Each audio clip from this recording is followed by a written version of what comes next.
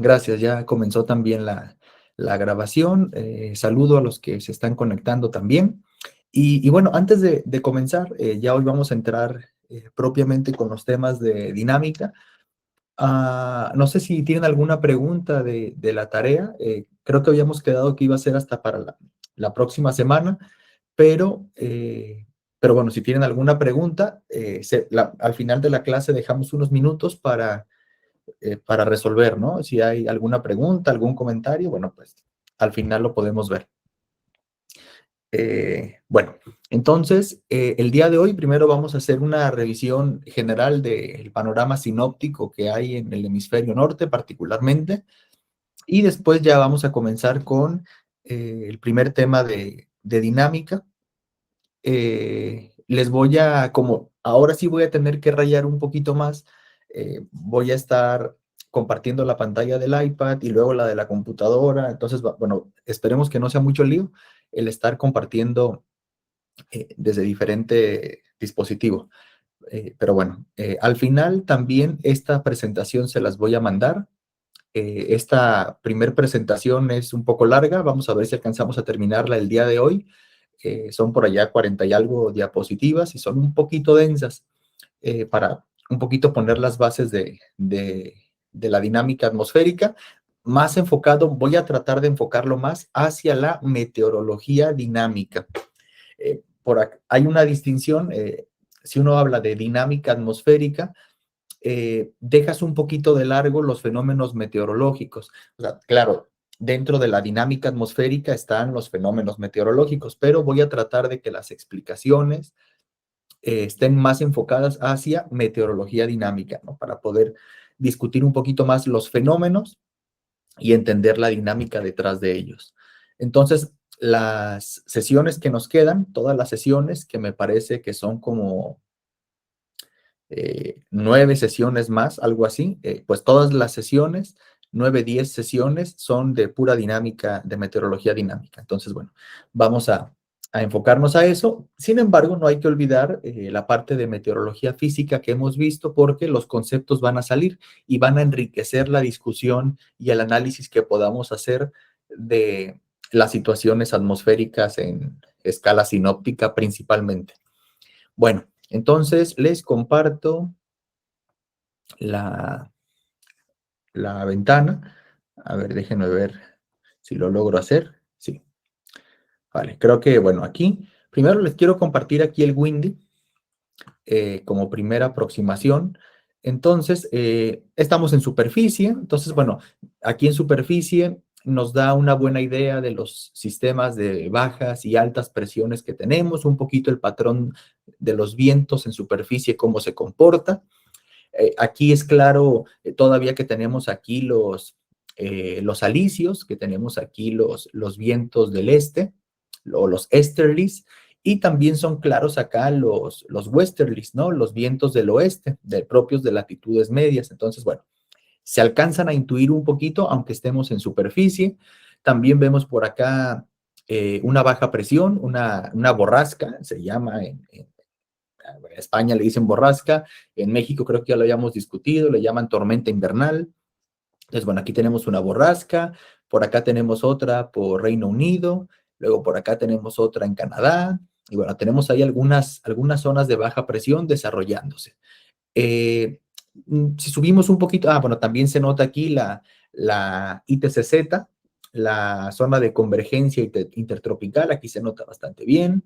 Aquí también, fíjense, donde confluyen los vientos, los alisios, tanto del hemisferio sur como del hemisferio norte, aunque bueno, aquí vamos a hacer más o menos una distinción nosotros, aunque es propia de meteorología tropical, de la diferencia entre la vaguada monzónica y la zona de convergencia intertropical, ¿no? Que bueno, hay unas pequeñas sutilezas ahí en cuanto a la simbología en las cartas en superficie, cómo se representan, que ya lo verán eso con Maides.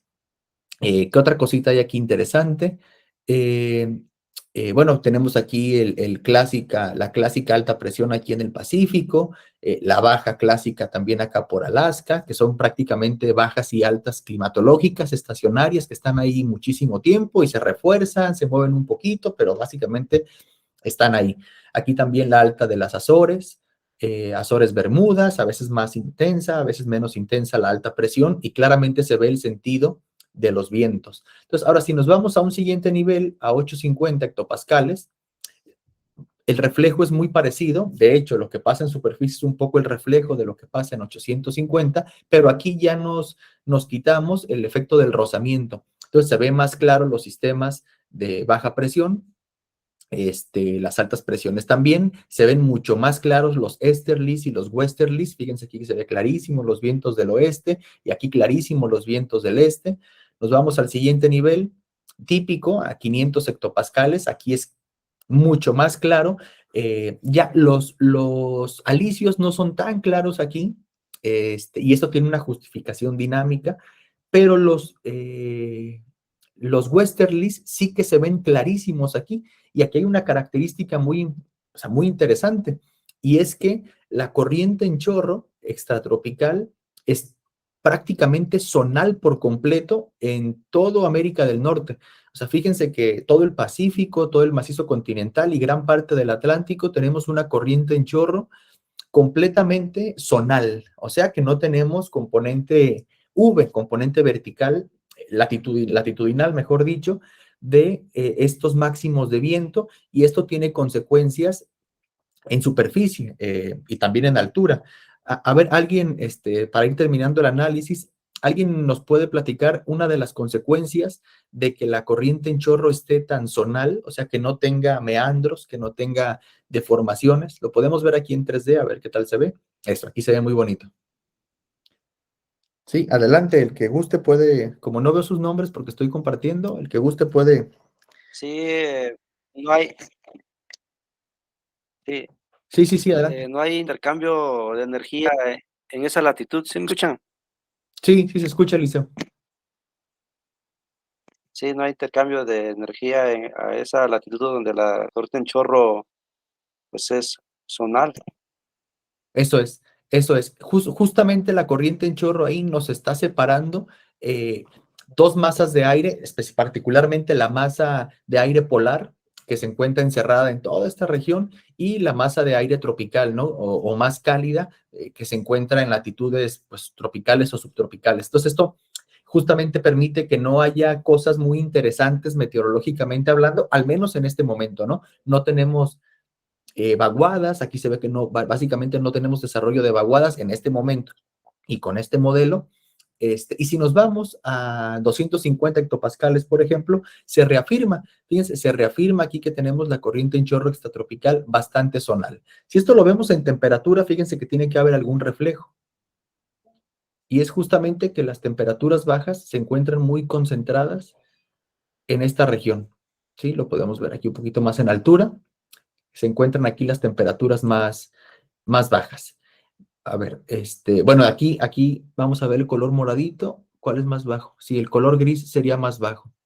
Vale, y fíjense que aquí también tenemos asociado un giro anticiclónico, aquí, y aquí tenemos un giro ciclónico. Esto va a estar directamente relacionado con ascensos y descensos de aire, y esto va a justificar, lo vamos a ver más adelante, estas diferencias de temperatura que tenemos aquí.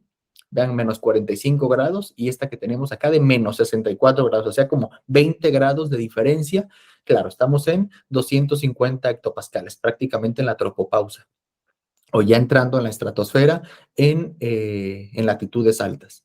Bien, otra cosita interesante que podemos ver acá en en este otro portal, que es el de MeteoBlue, son los espesores. Fíjense que este es el espesor entre 1500 hectopascales. Entonces, el espesor nos da una idea, que justo lo vamos a comenzar a ver ya el día de hoy, nos da una idea de la temperatura que hay entre dos capas, ¿no? O la temperatura de un estrato. Entre más espeso sea, entre más grueso sea esa capa, vamos a ver que ese grosor está directamente relacionado con la temperatura de la capa, ¿sí? Entonces, claramente se ve aquí que en regiones tropicales tenemos espesores mayores relacionados con una columna más caliente, y en latitudes mayores tenemos espesores más bajos relacionados con una temperatura más baja. Y esto está también relacionado con la corriente en chorro y con los fenómenos que hay entre latitudes medias y la región tropical, que seguramente ya han visto un poquito de esa interacción entre latitudes medias y tropical. en la asignatura, ¿no? De meteorología tropical. Bueno, entonces dejo de compartir esto y comienzo a compartir desde acá. A ver si me sale. Va. No sé si alguien quería decir algo más al respecto, perdón, que siempre se me olvida al final. Vengo con toda la intención de que, de que alguien diga más cosas, pero siempre se me olvida. No sé, ¿tienen algún comentario de estos mapas que vimos? ¿No? ¿Todo bien? No estoy. Va, perfecto. Bueno, esto también lo voy comentando un poquito porque a partir, dentro de 15 días, cada día le va a tocar a uno ya hacer esa presentación sinóptica inicial, ya no me va a tocar a mí, y le vamos a ir agregando los campos que vayamos estudiando. Si se dan cuenta, ahorita nunca he dicho nada de la vorticidad, ni de la divergencia, ni del vector Q, ni de omega un poquito, pero bueno, del viento ageostrófico, esas cosas las vamos a ir agregando poco a poco y ustedes las van a ir incorporando en los análisis. Vamos a ir viendo de qué manera podemos sacar mapas para poder ver ese tipo de variables. Va, entonces me vengo a compartir esto. Me dicen, ahí está, listo. Esta es la presentación. Aquí la tengo en PDF para poder rayar encima, pero a ustedes se las mando también cuando terminemos la clase. Y si quieren que se las mande con los apuntes que vaya haciendo encima, pues se los puedo mandar, no hay ningún problema. Bueno, entonces ahora sí vamos a arrancar con la parte de dinámica atmosférica enfocada en meteorología dinámica. Y lo primero que vamos a ver el día de hoy es un poquito la cinemática de los fluidos, cómo vamos a abordar la cinemática de los fluidos para después pasar a la dinámica. Y bueno, ir haciendo distinciones, ir poniéndonos de acuerdo en la notación, que ya lo vimos un poco en el curso, en el taller de matemáticas que tuvimos al principio, en la simbología, en los conceptos, porque hay unos conceptos que tienen sinónimos. Entonces, bueno, irnos poniendo de acuerdo un poquito en los conceptos, en las convenciones que vamos a utilizar. Bueno, y bueno, en esta imagen de satélite, solo por no pasar desapercibido, justo se ve aquí una borrasca, ¿no? O un ciclón extratropical. Entonces aquí se ve perfectamente a ver, para variar, creo que no está cargada la pluma, siempre me pasa eso. Déjenme ponerla a cargar. Bueno, igual no tarda mucho. Pero bueno, ahí en esta parte se ve justo el ciclón extratropical, ahí por Escocia. Fíjense ahí cómo tenemos un sistema frontal bien definido. También tenemos ahí el centro de la baja presión.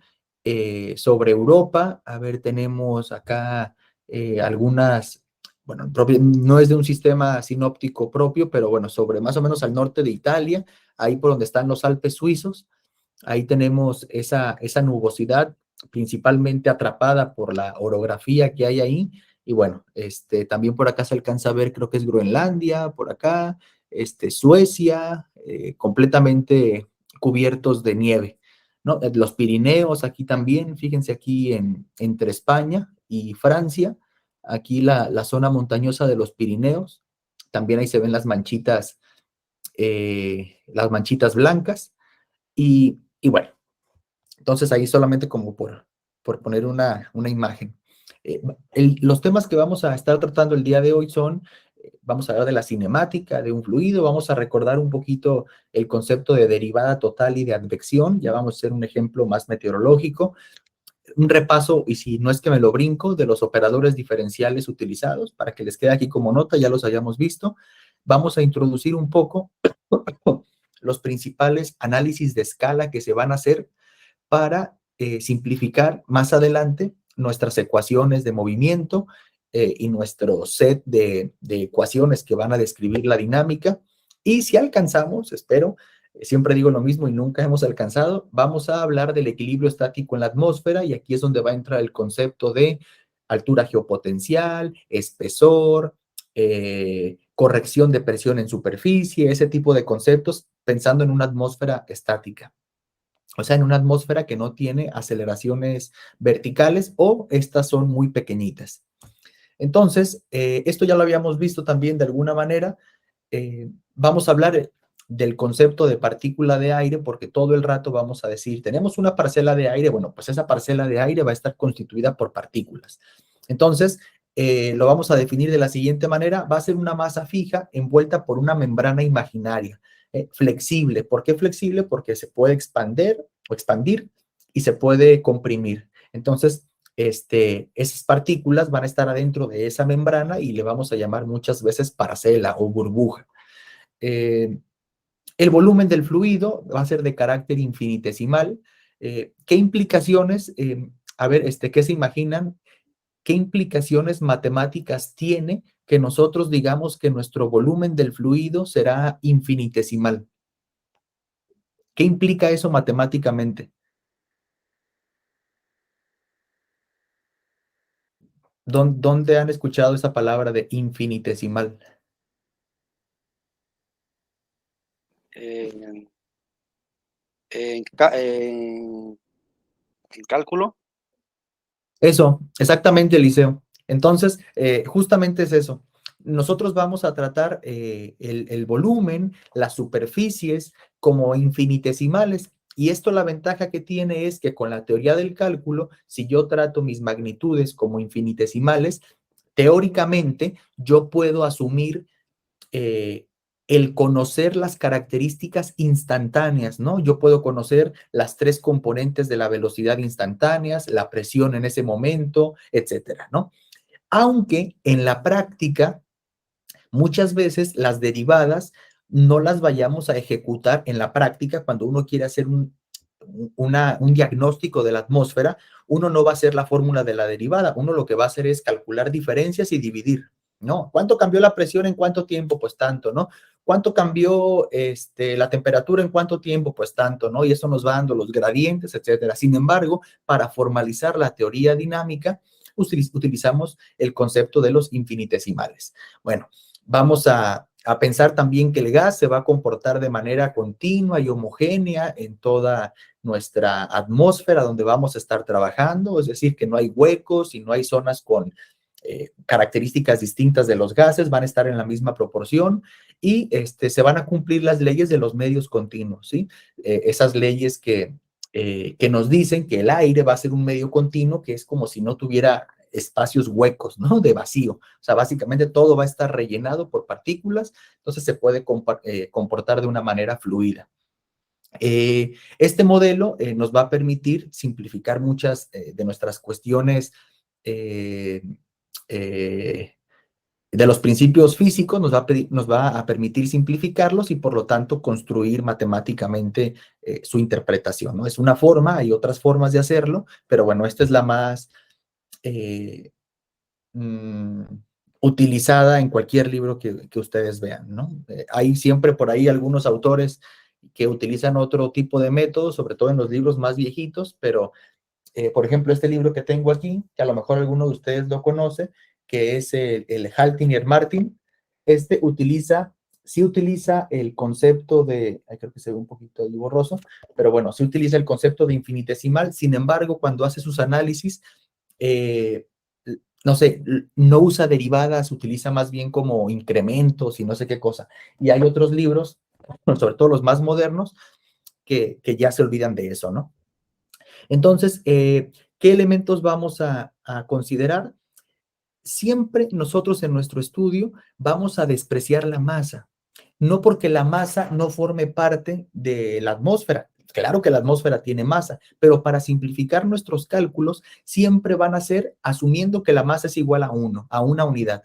Si queremos ser consistentes con el Sistema Internacional de Unidades, pues la unidad va a ser 1 kilogramo. Por lo tanto, sabemos que fuerza es igual a masa por aceleración, pero sí, aquí lo pongo.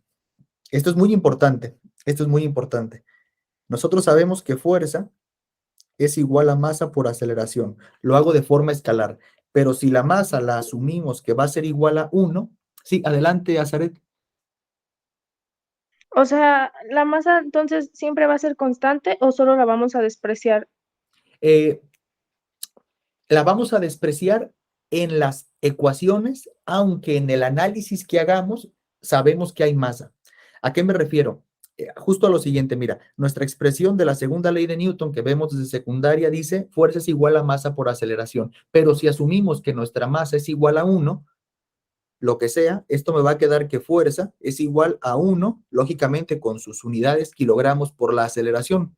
Entonces, uno podría decir que la fuerza es igual a la aceleración. Entonces, lo que nosotros vamos a hacer para simplificar nuestras ecuaciones es despreciar la masa. ¿Cómo la vamos a despreciar? Diciendo que es igual a 1, ¿sí?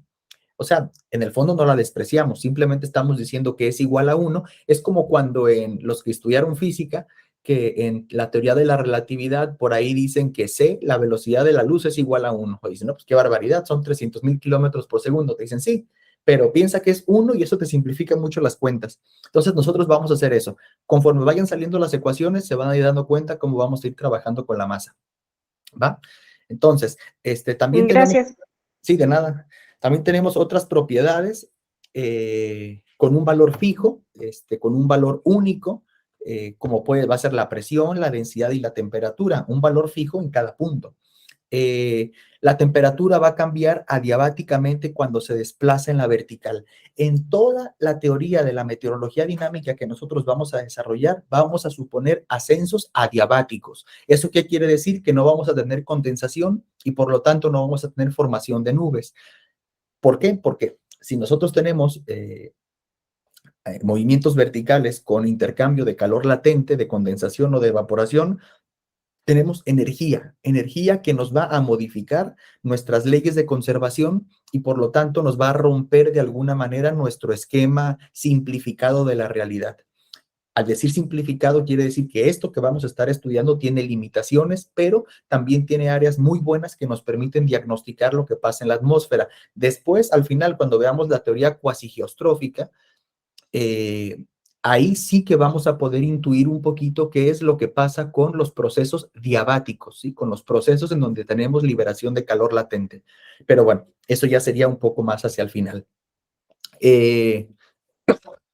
Bueno, esto justo tiene que ver con el siguiente punto, el que la temperatura puede variar si se añade o sustrae energía y también si se le extrae o sustrae agua, ¿no? Porque el agua, el vapor de agua, lo que me va a hacer es modificarme la densidad. Va. Entonces, lo primero que tenemos que recordar es que tenemos unas variables que se llaman variables de estado, que son variables fundamentalmente intrínsecas al fluido. Entonces, estas variables de estado las vamos a catalogar como la presión, la densidad y la temperatura. Entonces, la P es la presión. En ocasiones puedo poner algún otro símbolo en vez de cada una de estas, pero bueno, eso ya es a lo mejor porque yo mismo me confundo con tantos símbolos que aparecen. Voy a tratar de ser congruente todo el tiempo y utilizar los mismos símbolos. Rho va a ser la densidad, T la temperatura, y más adelante, en vez de la temperatura, vamos a utilizar la temperatura potencial. Y más adelante, cuando veamos la aproximación cuasigeostrófica y vorticidad potencial, esta temperatura potencial va a evolucionar a la temperatura potencial equivalente. ¿Por qué? Porque la temperatura potencial, recuerden que se conservaba en procesos adiabáticos y la temperatura potencial equivalente en procesos que no son adiabáticos, o sea, en procesos donde hay transferencia de calor latente, de energía, aún así se conserva la temperatura potencial equivalente. Entonces, esto nos va a ayudar a reformular nuestras ecuaciones y poder entender qué pasa si tenemos intercambio de energía.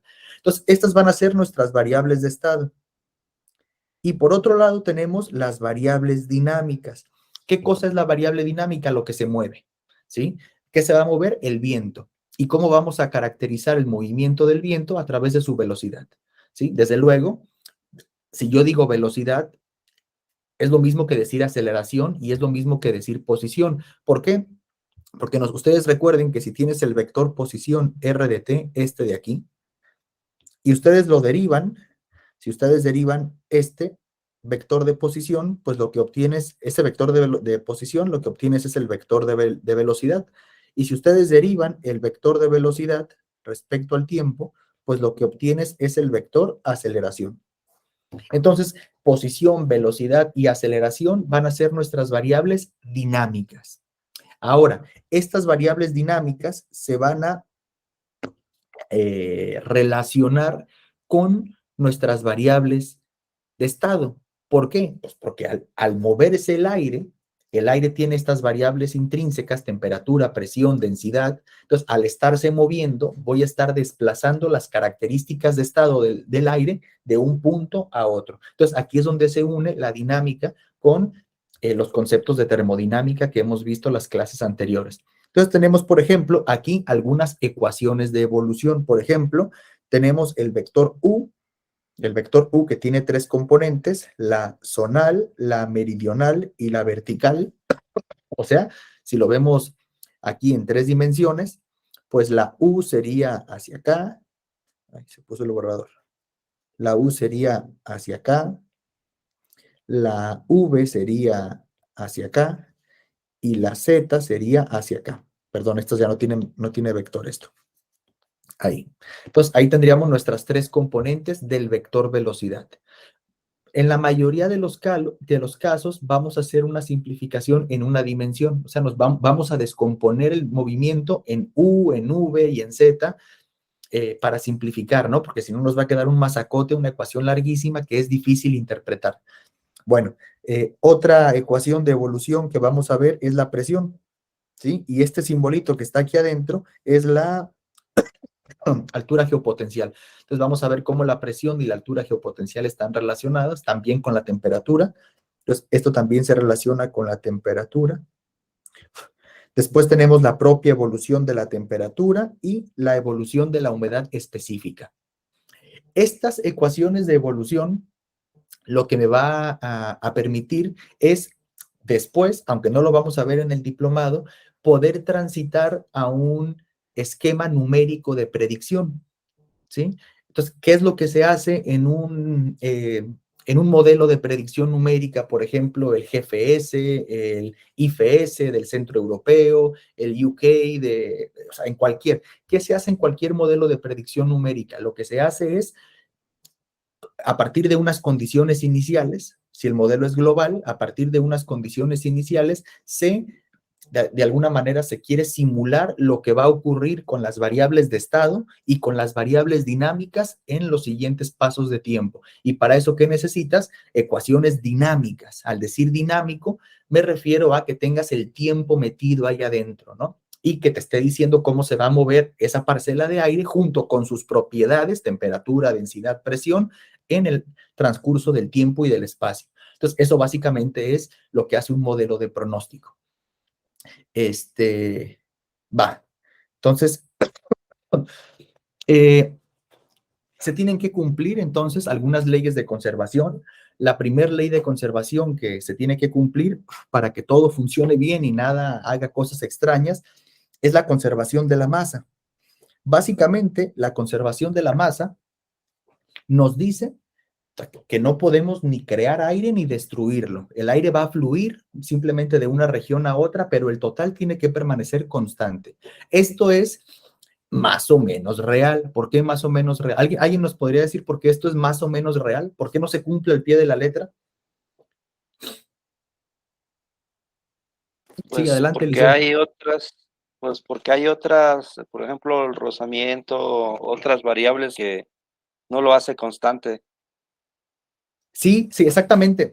Tenemos otras interacciones del sistema atmosférico que no permiten que la masa sea constante. Sin embargo, uno dice, bueno, sí, pero las fluctuaciones son muy pequeñas, menores a, no sé, al 0.1% o más pequeñas. Entonces uno dice, pues prácticamente es constante. Y principalmente, ¿cuál creen que sea el principal medio o sistema que influye en que la masa no sea constante en la atmósfera? ¿Quién creen que sea el responsable de eso?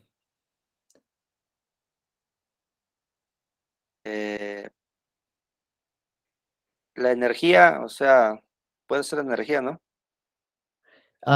Sí. O si pensamos que la masa y la energía de alguna manera son lo mismo, pues sí, pero ¿dónde hay una fuente muy grande de masa que se manda a la atmósfera?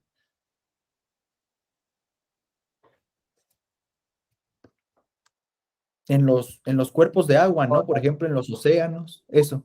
En los océanos, en los mares, en los lagos, etcétera, sí tenemos más evaporación, por lo tanto vamos a tener mayor concentración de vapor de agua, y entonces ahí no está, digamos, cerrada mi conservación de la masa. Entonces, esas cosas se desprecian, aunque ahora mismo con el calentamiento global y esas cosas, bueno, uno ya se podría plantear bueno, pues, si la temperatura aumenta, hay más evaporación, ¿no? Si hay más evaporación, por lo tanto hay más vapor de agua en la atmósfera, entonces hay una especie de desequilibrio radiativo ahí de energía en el sistema. Y eso nos lleva a la segunda ecuación o ley de conservación que se tiene que cumplir, que es la conservación de la energía, ¿sí? Y esta ecuación que está aquí, muy sencillita, pues es justamente el primer principio de la termodinámica, que dice que cambios en la energía interna,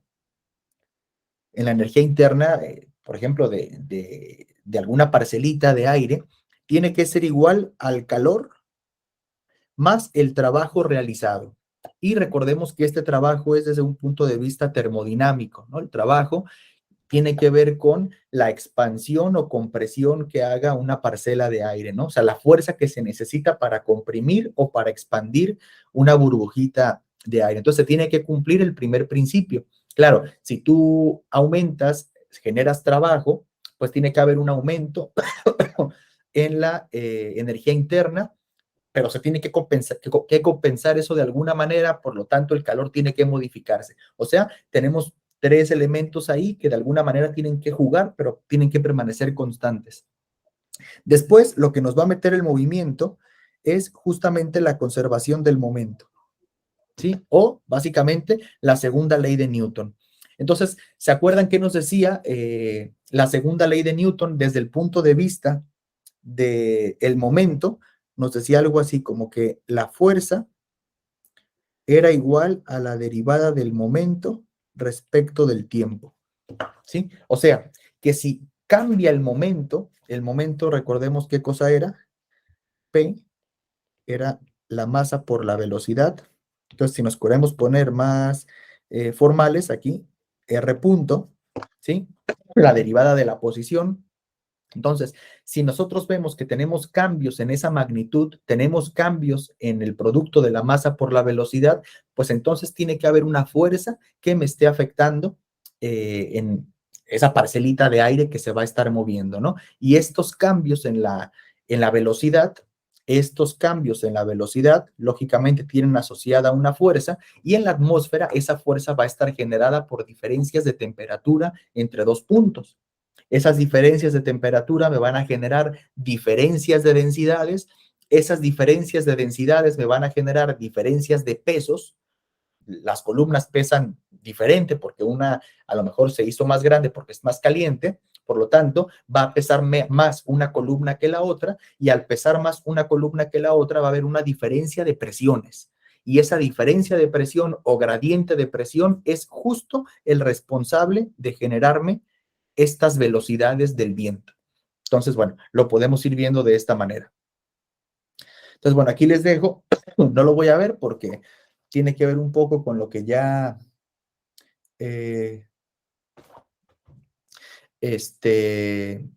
con las diapositivas que ya les puse al principio, las Wind y todo eso, pero bueno, ustedes pueden picarle ahí. Es otro enlace en donde pueden ver simulaciones en tiempo real de algunos satélites. Bueno, entonces, estos movimientos que va a estudiar la cinemática me va a describir el movimiento sin decirme qué lo provoca. Y la dinámica, o sea, me va a hacer la descripción completa, ¿no? Me va a decir, bueno, el movimiento se mueve por esto, el aire se mueve por esto y por esto. Entonces, cinemática es describir lo que está pasando sin tener en cuenta las fuerzas o lo que esté generando el movimiento. Ese movimiento cinemático del aire lo podemos descomponer en 5 tipos de movimientos, ¿sí? Podemos tener 5 tipos de movimientos. Les sugiero que para profundizar un poquito en esto, pueden consultar el Martin, no lo tengo justo aquí, pero déjenme pasarles aquí la bibliografía completa. El libro se llama Mid-Latitude Atmospheric Dynamics.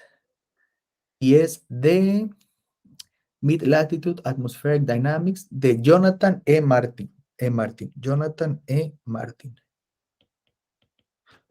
Entonces, les recomiendo que vean ese libro. Está muy bien explicado y tiene un enfoque muy meteorológico. También salen las ecuaciones desde luego, pero es muy meteorológico. Entonces vamos a analizar un poquito esos diferentes tipos de movimientos que podemos tener en la atmósfera. El primer movimiento, el más sencillo, es una traslación pura. ¿Qué cosa es una traslación pura? Tienes tu parcela de aire, imagínense que esa parcela es como este óvalo de aquí, y simplemente se mueve. No cambia de forma ni de orientación, simplemente se mueve mi parcela de aire, la estructura se conserva, pero cambia de posición. Entonces, este sería el tipo de movimiento por traslación. Entonces, aquí tenemos otro caso, tenemos nuestra parcela aquí. Entonces, sería como que en todos los puntos de mi parcela actúa la misma fuerza, no sé quién la provoca, pero actúa la misma fuerza, por lo tanto, todos los puntos se mueven exactamente lo mismo, nada más lo estoy trasladando. Entonces, en este caso, las componentes de la velocidad, como estoy en el plano XY, pues simplemente la componente U va a depender de la posición X y Y, y la componente B de la posición X y del punto en Y. Entonces, primer tipo de movimiento, traslación pura. Entonces aquí vamos a generalizar un poquito. Vean, ahora, ¿qué pasa si distintas partes de la parcela se mueven a distintas velocidades? Ahora, no estoy en este caso. En este caso, cualquier punto de la parcela, este punto de aquí o este punto de aquí, vamos a llamarle a velocidad en el punto X1 y Y1, y esta velocidad en el punto X2, Y2. En este caso, mis dos velocidades son las mismas en magnitud y dirección, por lo tanto, toda mi parcela se traslada igual. Pero ahora, fíjense lo que pasa. Si yo tengo mi parcela y en este punto y en este otro de acá tengo diferentes velocidades en magnitud y dirección de manera general, pues yo voy a tener desde luego que va a haber una traslación, pero también va a haber una deformación de mi parcela, que a lo mejor se estira, a lo mejor rota, a lo mejor toda cambia no lo sé, pero puede haber una deformación por completo. Entonces, justo eso es lo que vamos a estudiar ahora. Va. Fíjense cómo lo vamos a hacer. Yo estoy siguiendo lo que hizo Jonathan Martin, porque me parece muy muy intuitivo, sin entrar en cosas ahí de tensores ni cosas ahí extrañas. Denme un segundito que hay un alumno. A ver, ya están todos en clase, me dice que no puede entrar.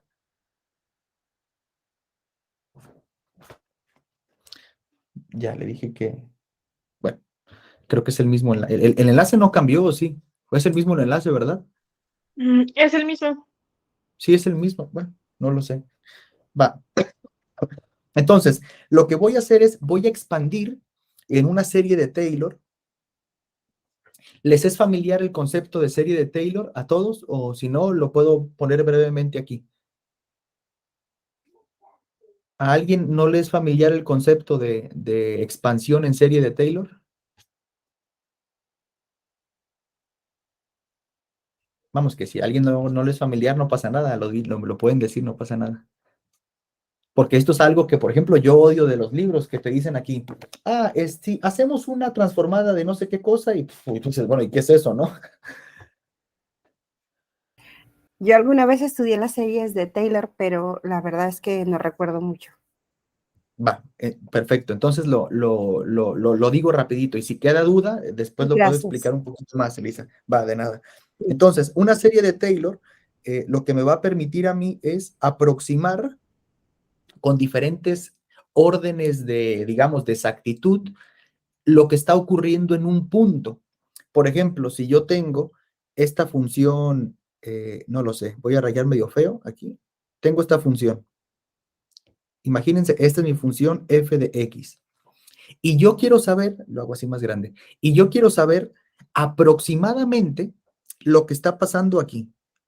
Entonces uno dice, este es mi punto x0, y yo quiero aproximar lo que sucede en ese punto X0. ¿Y por qué uno quisiera a veces aproximar? Muchas veces, si tú te quieres quedar con la expresión analítica precisa, es muy compleja la expresión y eso te implica mucho coste computacional si tú quieres hacer un cálculo, o incluso que esa ecuación no tenga solución analítica, o sea, que no la puedas solucionar. Entonces, lo que haces es tratar de aproximarla con funciones que se parezcan. Entonces, la función más sencilla que uno puede implementar es una línea recta. Entonces, alguien viene por aquí y dice, mira, este punto de aquí se parece a una línea recta. Alguien va a decir, bueno, sí, sí se parece a una línea recta, pero entre más te alejes de ese punto, por ejemplo, si me voy para acá, esa línea recta, o sea, esta de aquí, no tendría por qué parecerse a la línea recta de acá. Entonces, una serie de Taylor lo que va a hacer es alrededor de un punto, buscar una aproximación a lo que ocurre ahí. Entonces, la formulita más o menos de la serie de Taylor para una variable dice algo así. La serie de Taylor alrededor del punto x0 era algo así como la función en el punto x0 más la derivada en el punto x0 por x menos x0 entre factorial de 1 más la segunda derivada en el punto x0 por x menos x0 al cuadrado entre factorial de 2, quiero que vean la secuencia, más la tercera derivada evaluada en el punto x0 por x menos x0 al cubo entre factorial de 3, etcétera, etcétera, hasta, o sea, aquí continúas. Entonces quedaría la derivada enésima en el punto x0 por x menos x0 elevado a la n entre factorial de n. Entre más precisión quieras tú, pues vas tomando órdenes superiores, ¿no? Orden 2, orden 3, orden 4, y así tu línea recta, pues ya no va a ser línea recta. Si te quedas con orden 2, pues va a ser una parábola. Si te quedas con orden 3, una parábola cúbica. Si te quedas con orden 4, etcétera. Entonces, en nuestros casos, como acuérdense lo primero que dijimos, como vamos a hablar de infinitesimos, de cositas chiquitas, basta con que linealicemos, es decir, que nos quedemos hasta el orden 1. Justo a eso se le llama linealizar. Y es una palabra muy común en física. Te dicen, vamos a linealizar las ecuaciones. Pues linealizarlas significa aproximarlas a orden 1, con exponente 1, a una línea recta. Entonces, lo que hacemos aquí justamente es eso. Fíjense que aquí la diferencia es que tenemos ahora u que depende de dos variables. Depende de x y depende de y. Por lo tanto, ahora necesito una derivada respecto de x y una derivada respecto de y. Esto que está aquí sería el equivalente a esto que está aquí, a la primera derivada, ¿va? Y este u evaluado en x0 y y0, pues sería este f evaluado en x0. Pero como acá tengo dos variables, x y y, pues evalúo en x y evalúo en y. Entonces, ¿para qué hago esto? Para simplificar mi expresión para u y para v, para el movimiento. Entonces, fíjense. Entonces, el movimiento, la traslación de la parcela, la puedo expresar de la siguiente manera. Una expresión para u, una expresión para v. Entonces, ¿cómo me quedaría? Pues fíjense aquí.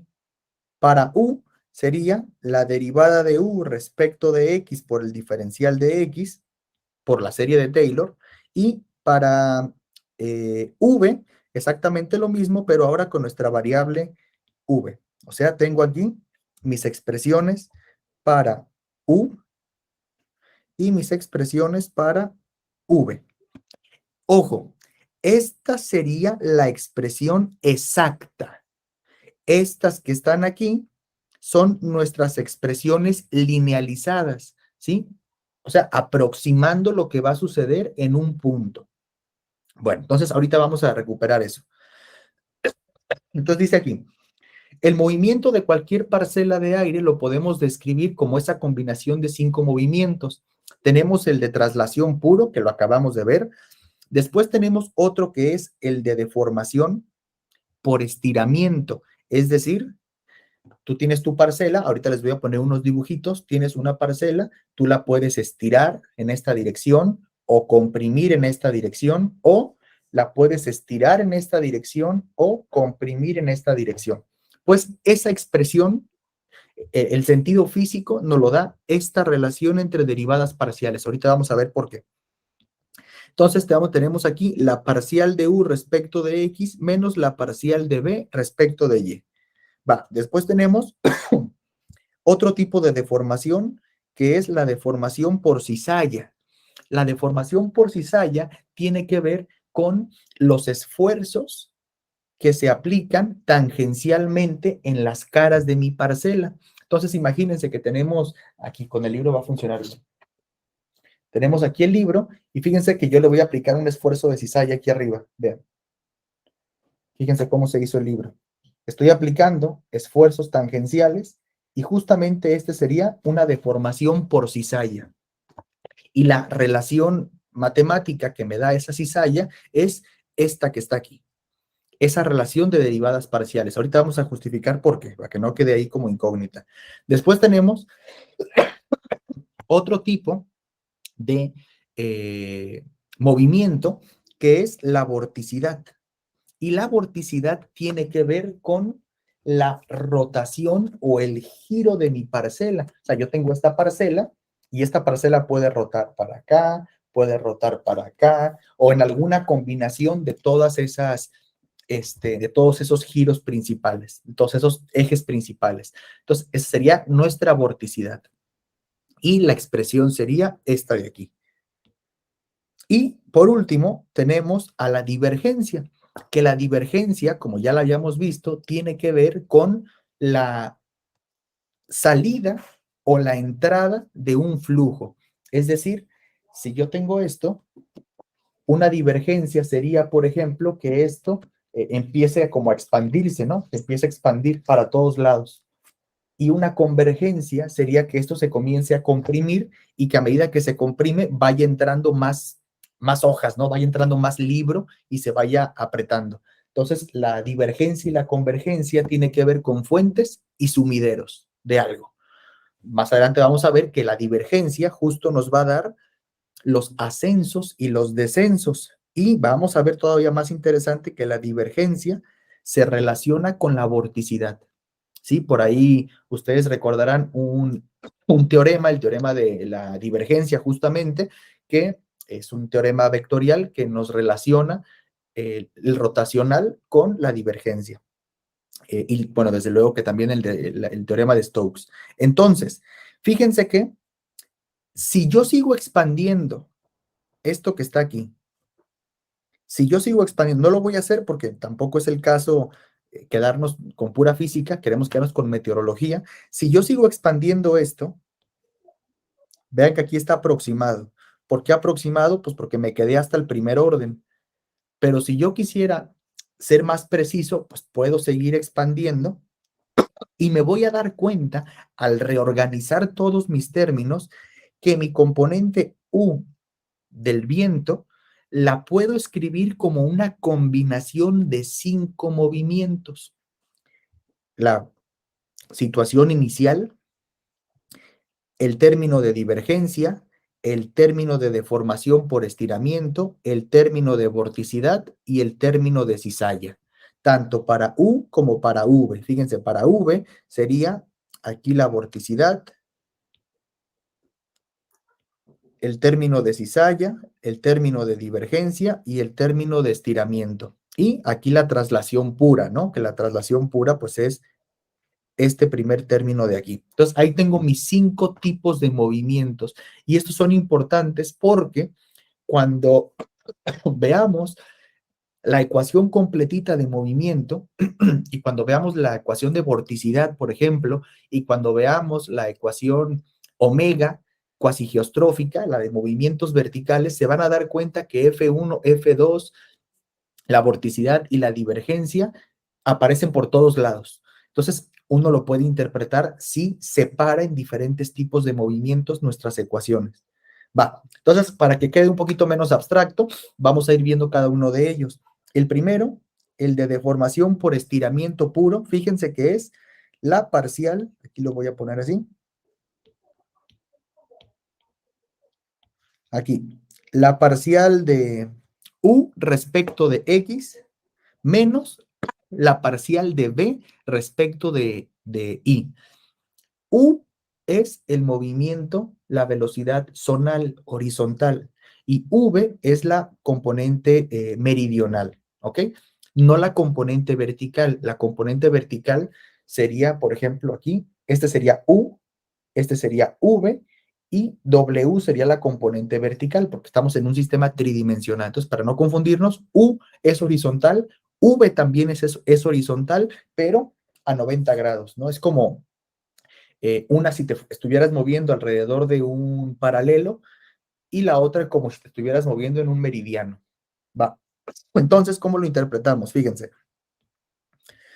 Si la derivada de U respecto de X es mayor a 0, si la derivada es mayor a 0, significa que a medida que X aumenta, U aumenta. Por lo tanto, si tú estás aquí y te vas alejando a la derecha, fíjense cómo la flechita se va haciendo más grande, claro, porque la derivada me está aumentando.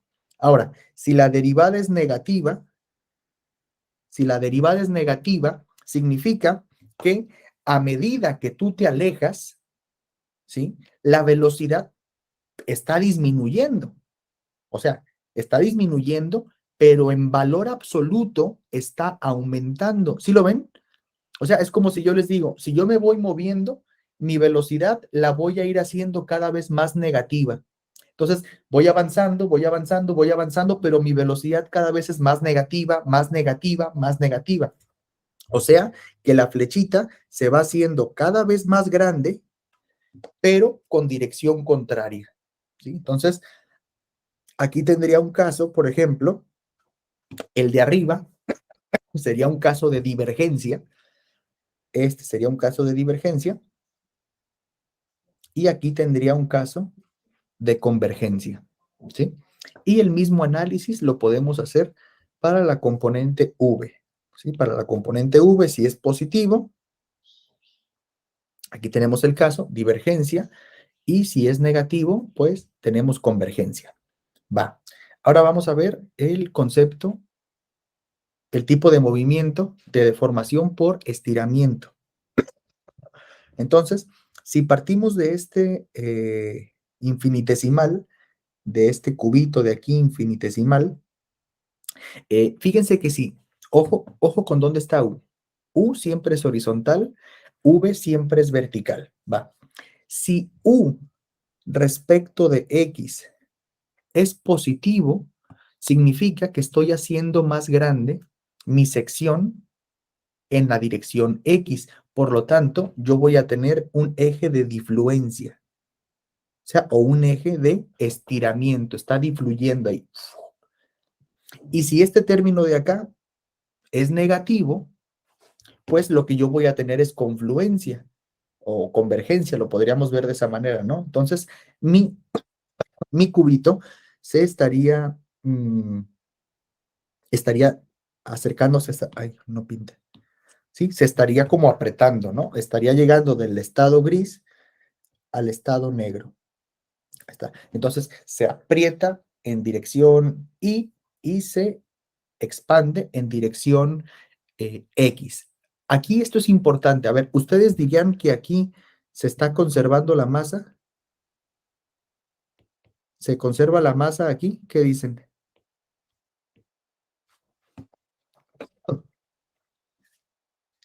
Alguien ve eso y dice, ah, pues sí, mira, sí, claro, porque si está creciendo en una dirección, se está comprimiendo en la otra, entonces se está conservando la masa. Esto cuando uno ve mecánica del medio continuo o resistencia de materiales o esas cosas, esto tiene un nombre y le llaman, creo que, coeficiente de Poisson. Y el coeficiente de Poisson tiene justamente que ver con si tú tienes una pluma o una barra metálica, lo mismo pasa con el aire, y lo estiras, pues se tiene que comprimir en la sección transversal para que, digamos, o sea, para que se conserve la masa, ¿no? Bien. Entonces, esta sería una deformación positiva y en este caso, una deformación negativa es en la que domina este término de aquí. Fíjense. ¿Sí? Entonces, en este caso tendríamos una deformación negativa y es básicamente lo mismo. También en la negativa hay conservación. Si lo vemos en términos de la conservación de la masa, pensando que no entra y no sale, sí. O sea, a lo que quiero decir con conservación es que el área que habría aquí tendría que ser la misma que la que hay aquí. O sea, lo que se achata de un lado es lo que se estrecha del otro. ¿Sí? A eso me refería. ¿Sí? ¿Más o menos? Y Sí, eso ya. pasa mucho, ¿va? Sí, y eso pasa mucho con el aire, ¿sí? Eso se ve muy bien en los campos de vorticidad, que bueno, ya lo iremos viendo. Ahora tenemos el de cizalla. Fíjese el de cizalla. Este es un poquito más intuitivo. El de cizalla me está diciendo cómo cambia U, pero fíjense que acá arriba era la U con la X. Y aquí es la U con la Y y la V con la X, o sea, son cruzados. Por lo tanto, ¿cómo cambia la U respecto de Y? Fíjense, si cambia positivamente, significa que a medida que aumenta la Y, ¿hacia dónde aumenta la Y? Pues hacia arriba por convención. Significa que a medida que vas para arriba, la U está aumentando, por lo tanto aquí se hace cada vez menos negativa, aquí es 0, aquí ya es positiva, aquí más positiva, aquí más positiva, acá más positiva, ¿sí? ¿Por qué? Porque mi derivada es positiva. Ahora, si la derivada es negativa, pues ocurre lo contrario, significa que si yo aumento la altura, si aumento Y, va a disminuir U. Por eso aquí la U es grande, luego más pequeña, aquí es 0, aquí aumenta, aquí aumenta, pero en dirección negativa. Lo mismo podemos hacer con el otro término, con V, pero ahora V depende de X. O sea, si esta derivada es positiva, significa que cuanto más a la derecha me vaya de X, la V aumenta. Entonces aquí tengo un valor de V, aquí es más pequeño, aquí es 0, aumenta, aumenta, aumenta, aumenta. Y lo contrario para el valor negativo. Entonces, esta es la base para después entender la ecuación de vorticidad, por ejemplo, ¿sí? Tener claro que aquí las derivadas, las relaciones son cruzadas. U respecto de y B respecto de X. Entonces, esto me va a dar un poquito la posibilidad de tener cizalla. Entonces, tendría, por ejemplo, el caso positivo, ¿sí? En el que tenemos aquí aumento hacia acá, aumento hacia acá. Entonces, esto me va a hacer como una deformación, una deformación puramente por cizalla. Ay, lo quería borrar aquí. Cuando quiero el plumón me sale el para borrar y cuando quiero para borrar me sale el plumón. Ahí está. Entonces, vean que también aquí tenemos ejes de difluencias y ejes de confluencias. El eje de difluencia, ven acá, se ve más fácil aquí, es la región en donde, donde se aprieta, donde está el stretching, ¿no? Donde se estrecha. Entonces aquí nuestro eje de difluencia es este eje de aquí. Y nuestro eje de confluencia es donde se aleja, ¿no? Donde se aleja nuestra región. Entonces sería este eje de aquí. Y estos ejes son importantes. O sea, cuando uno hace un análisis sinóptico, uno puede trazarlos imaginariamente y sabe dónde va a tener convergencias y dónde va a tener divergencias de aire. Y tenemos la versión negativa. Vean, la versión positiva sería esta, y la versión negativa es, digamos, lo mismo, pero ahora mis ejes de difluencia y confluencia cambiaron. Ahora tengo mis tensiones hacia acá. Por lo tanto, mi deformación, o sea, la deformación, si uno la ve, dice, pues se deformó igual, claro, pero está rotado, ¿no? Nada más tenemos una rotación por ahí. Entonces, bueno, este sería nuestro término. Que algo sea positivo o negativo tiene que ver con el signo que va a tener al final esto. Si esto es positivo, si es, esas derivadas es positiva, pues estarías en este caso. Y si es negativo, pues estarías en este caso. Pero es una suma de dos términos, ¿no? Ahora vamos con la parte de vorticidad. Y vean, la definición de vorticidad es igual. Vean que aquí se suman los dos. Aquí los estoy sumando. Tanto la parcial de U respecto de Y como la parcial de B respecto de X. Y cuando hablamos de vorticidad, como yo ya no quiero deformación, ni área de difluencia y confluencia, sino lo que quiero saber es si está rotando mi parcela, saber si está rotando sobre un eje de rotación, pues la definición intuitiva nos dice que una de las dos tendría que ser negativa. Entonces vamos a ver el sentido de esto. La parcial de U respecto de Y, ya la habíamos visto. Si esto aumenta, pues la velocidad U aumenta con la altura. Si la derivada disminuye, pues la velocidad disminuye con la altura. Y lo mismo para V. Entonces, si yo combino estas dos derivadas, fíjense que lo que me va a dar ahora en vez de confluencia y difluencia es rotación, ¿sí? Si ahora yo lo combino, lo que voy a tener es rotación de dos tipos. Una rotación que puede ser horaria y una rotación que puede ser antihoraria. La rotación antihoraria o giro antihorario lo vamos a tener cuando, cuando tengamos una vorticidad positiva. Entonces, si el signo de la vorticidad es mayor a 0, vamos a tener un giro antihorario y eso lo vamos a relacionar con ciclones. Y cuando tengamos una vorticidad negativa, sí, que esta expresión sea negativa, vamos a tener un giro horario relacionado con anticiclones o zonas de alta presión. Bien. Y nos queda uno que sería, creo que este es el más sencillito de entender, que es justamente la deformación o el tipo de movimiento por divergencia. Si tenemos divergencia, o sea, divergencia positiva, significa que hay una expansión, ¿no? Se está expandiendo. ¿Cómo? Imagínense que esto es aire. ¿De qué manera podemos pasar de aquí a una parcela más grande en volumen? ¿Cómo se les ocurre que puede darse ese proceso? ¿Por qué se puede expandir el aire? Por calor o disminución de la ¿Por densidad. temperatura? Eso es. Bien, una es porque aumenta la temperatura.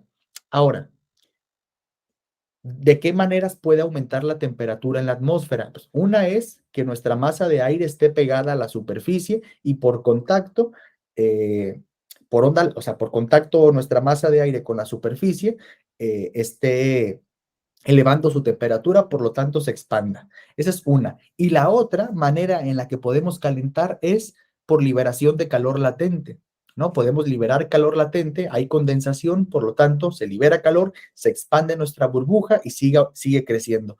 ¿De qué otra manera podemos calentarlo? ¿De qué otra manera podemos calentar para aumentar el volumen? Adiabáticamente.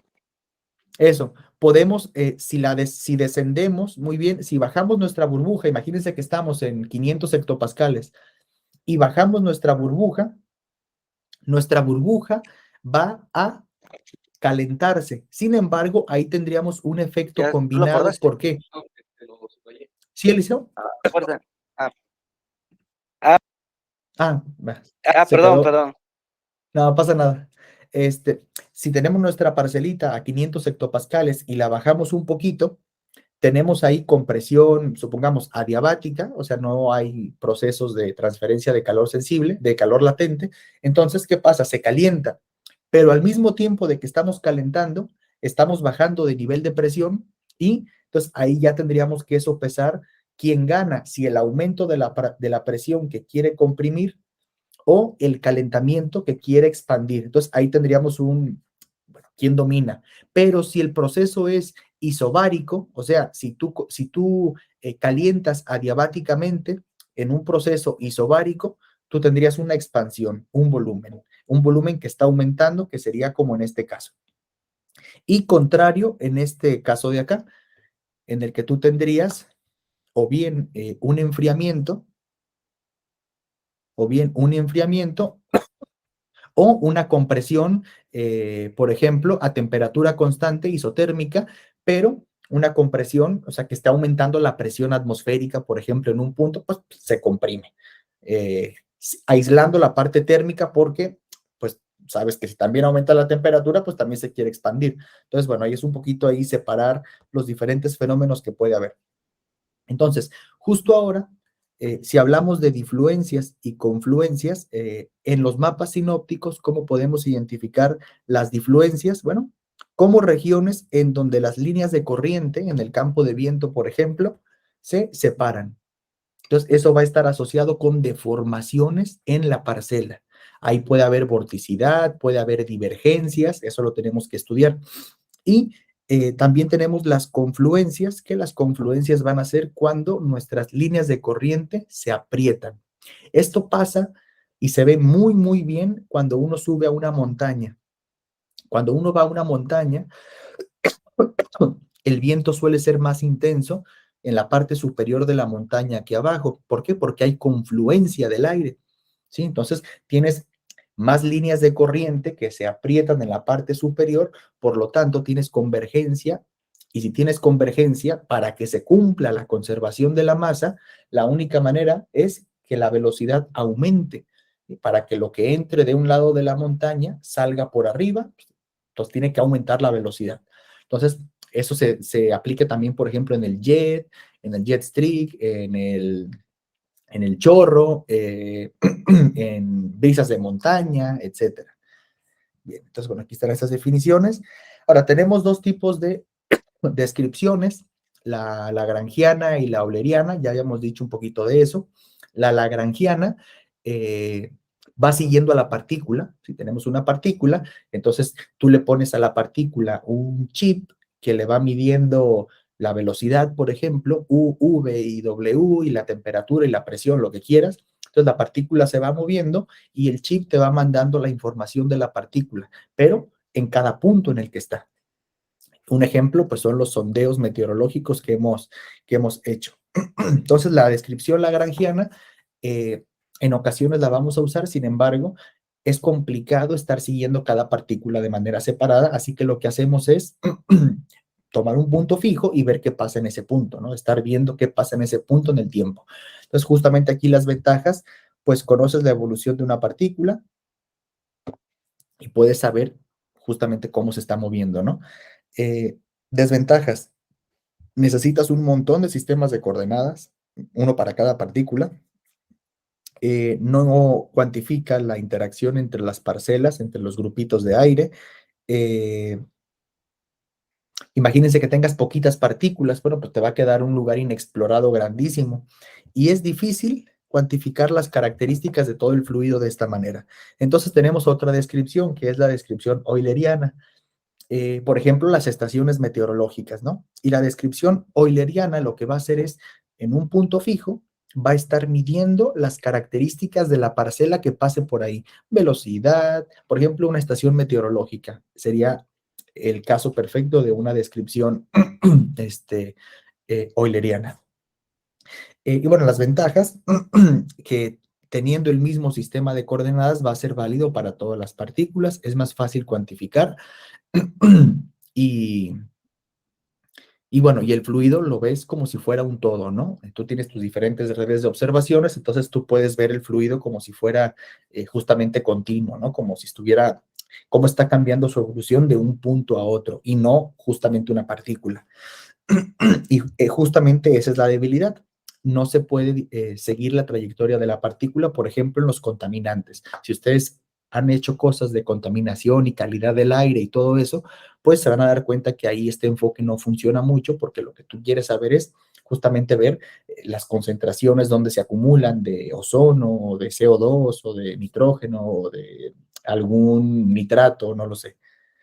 Bien, entonces hay justamente una derivada, un método que nos va a unir la descripción lagrangiana con la descripción euleriana, ¿sí? Y esta es la derivada total o la derivada material, a través de un concepto que se llama la advección, que ya lo habíamos visto, por eso voy un poquito rápido.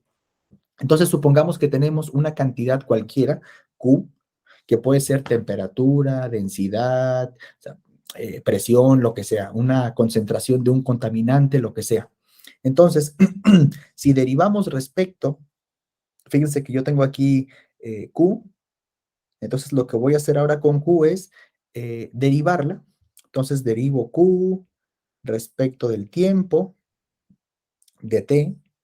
Entonces, es como si no hubiera hecho nada, más la parcial de Q respecto de X, es como si no hubiera hecho nada, más de Q respecto de Y, es como si no hubiera hecho nada, porque de Y entre Y es 1, y la parcial de Q respecto de Z, es como si no hubiera hecho nada, entonces al final lo que obtengo es el diferencial de Q. ¿Sí? Vean, diferencial de Q, una contribución, otra. Y esto, ¿por qué es interesante? Porque si yo, fíjense, si yo divido esto, vean que aquí tengo justo la expresión que puse por allá arriba, esta. Si yo todo eso lo divido entre dt, vean aquí, le pongo aquí, ¿dónde está? dt,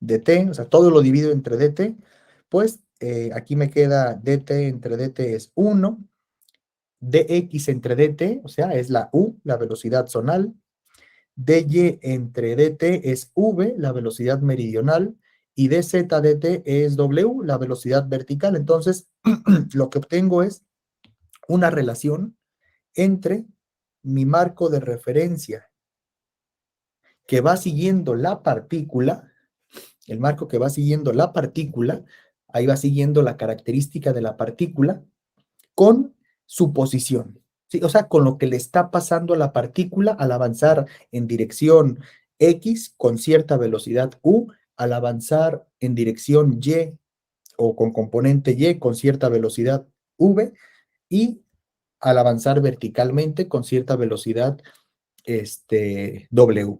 Entonces, esto que está aquí me está relacionando los dos tipos de descripciones.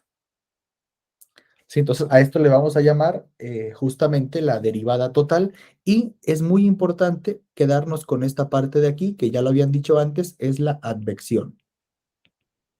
O sea, es la transferencia, así lo podemos creo que definir de alguna manera, es la transferencia de alguna propiedad debido al flujo, ¿sí? Temperatura, densidad, advección de contaminantes, etcétera, ¿no? Y por lo general las advecciones siempre las vamos a trabajar de forma horizontal. O sea, estos nos vamos a quedar nosotros con estos términos de aquí. Nos vamos a quedar con este y con este. Y con el de W lo vamos a despreciar porque W siempre va a ser muy chiquito en comparación de U y de V. Bueno, entonces aquí un ejemplito. Creo que si se entiende este ejemplo, se puede entender perfectamente todo lo que va a seguir. Y vean, aquí tenemos nuestra expresión de la advección. Aquí estamos, ¿qué cosa estamos advectando? Estamos advectando Q, ¿ok? Q es lo que vamos a advectar. Puede ser temperatura. Imagínense que Q, pensemos que Q es temperatura. Va, entonces, ubiquémonos en este punto A. Ubiquémonos en el punto A. Dice aquí, la advección de una variable la vamos a definir como menos la velocidad producto escalar, el gradiente de Q. Entonces, ¿qué quiere decir esto? La velocidad tiene tres componentes, ¿saben? U, V y W.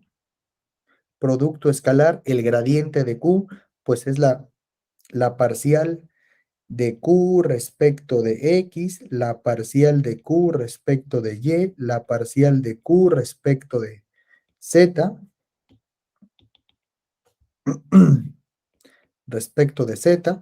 Entonces, aplicando el producto escalar, ya saben, me queda U por dq de X más V dq de Y más W dq dz. Entonces tenemos esto que está aquí, representa todo esto que está acá, con sus tres componentes del viento. Entonces vean, si despejamos dq la parcial de q respecto de t, lo que está ocurriendo localmente, me quedaría la parcial de q respecto de t, pues va a ser igual a la derivada total de q respecto de t, o sea, lo que está ocurriendo también debido a la advección está positivo, ya saben, lo mandamos negativo al otro lado, que no me escuchen en la secundaria, menos v por el gradiente de q. Bueno, lo puse vectorial ahí, da igual. Entonces, ¿qué significa esto? Que si ustedes quieren ver cómo es el cambio local, deberemos de saber, o sea, cómo es el cambio en un punto concreto, donde está una partícula, tienes que saber cuál es el cambio total y tienes que contemplar la advección, ¿sí? Tendrías que tener en cuenta también si se está advectando algo debido a la velocidad del viento. Y el ejemplo más trivial sería, si no hay viento, no hay advección.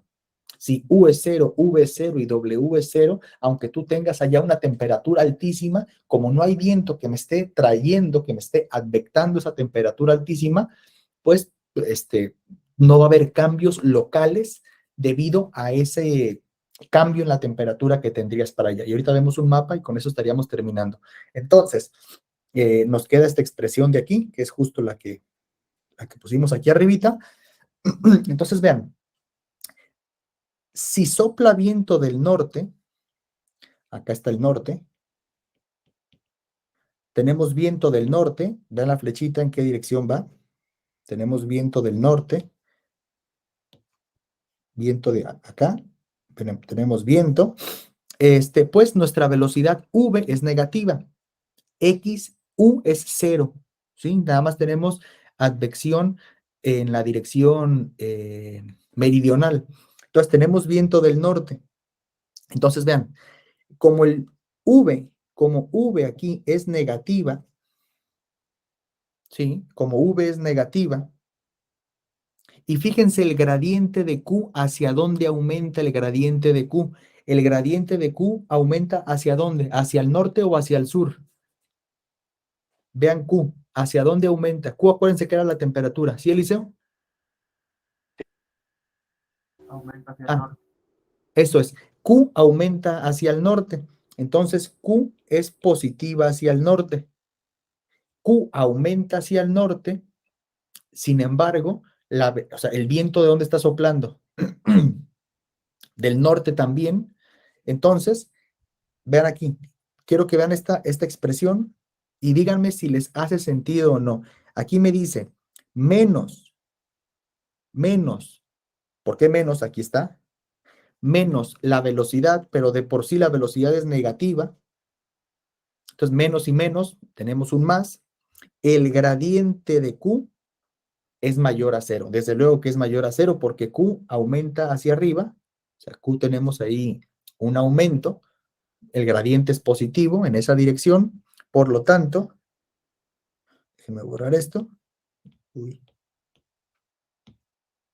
Por lo tanto, este término completito sería positivo. No sé cuánto vale.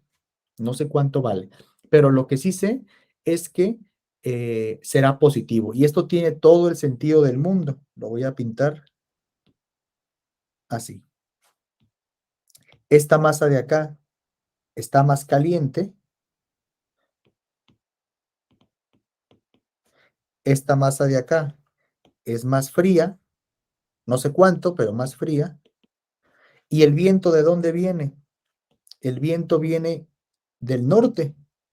Por lo tanto, me está trayendo ese aire más caliente hacia mi punto A. Por lo tanto, tengo una advección positiva. En este caso, de temperatura. ¿Sí? Por eso, entonces, ¿qué esperaríamos que sucediera en el punto A? En el punto A esperaríamos que Q aumentara. O sea, esperaríamos que la temperatura aumentara conforme pase el tiempo por esa advección que tienes ahí. Bueno, entonces aquí quería hacer un pequeño ejemplito, pero bueno, se los dejo de tarea. Dicen, en una zona determinada, la presión en superficie, en una zona determinada, en un punto, ay Dios, en un punto, la presión en superficie decrece 3 hectopascales cada 180 kilómetros en dirección hacia el este. O sea, hacia allá vamos a tener menos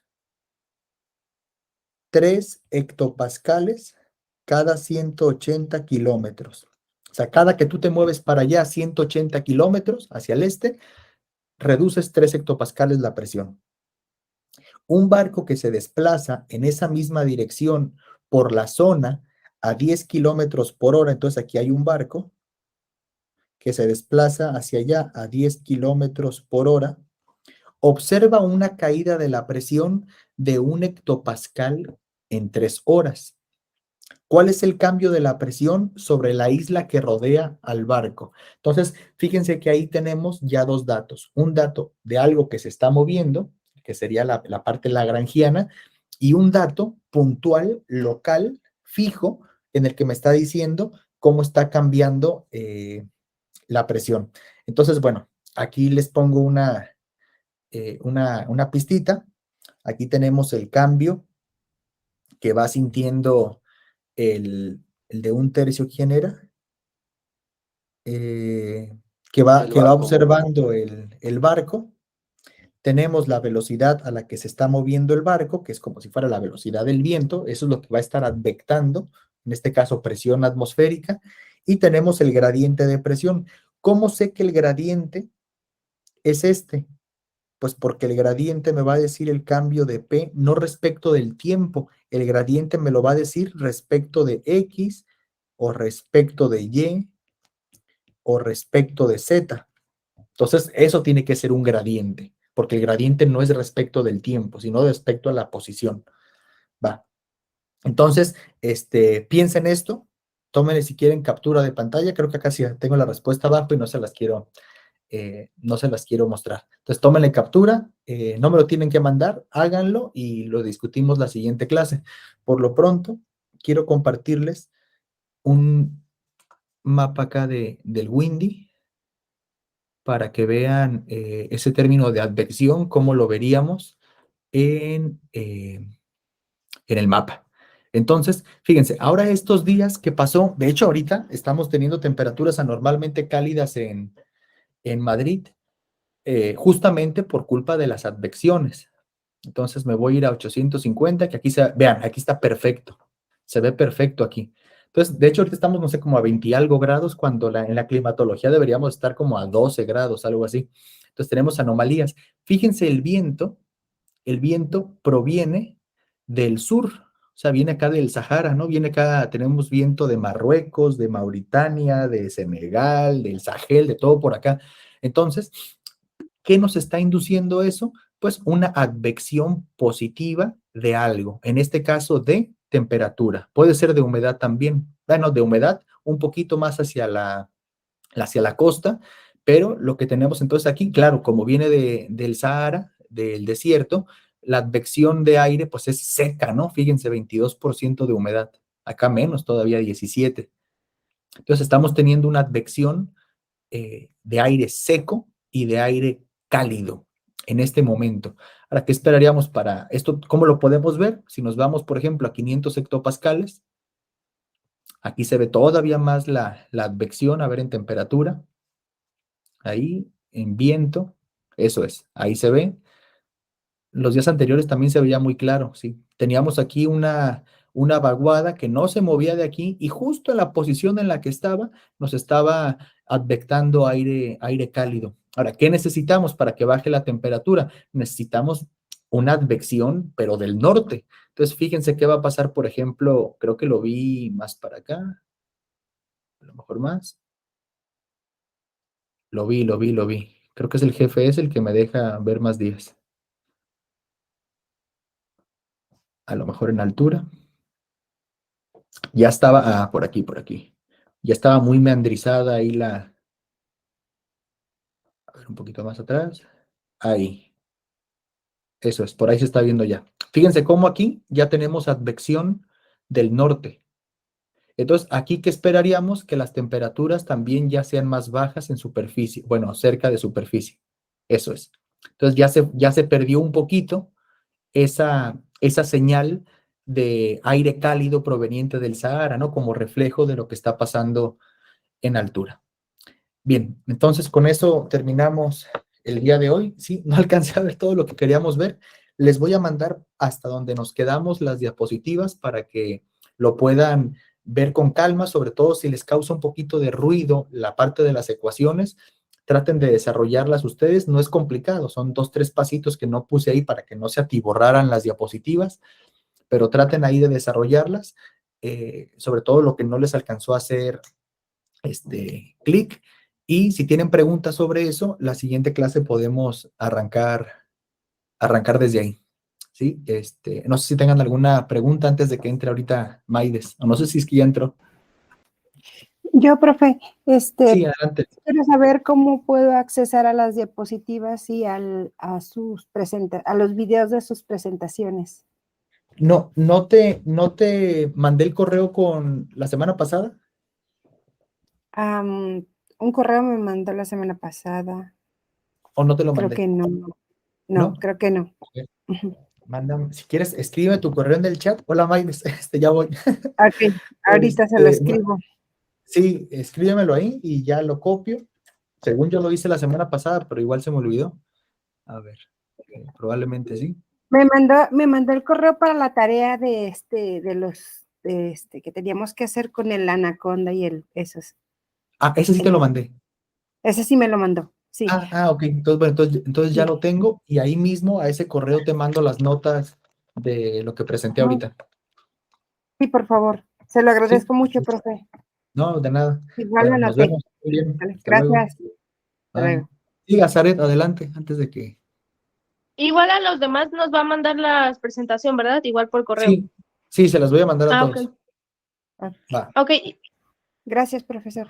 Hasta luego, bye. Respecto a Anaconda, y al programa, Sí, no he podido, instalarlo.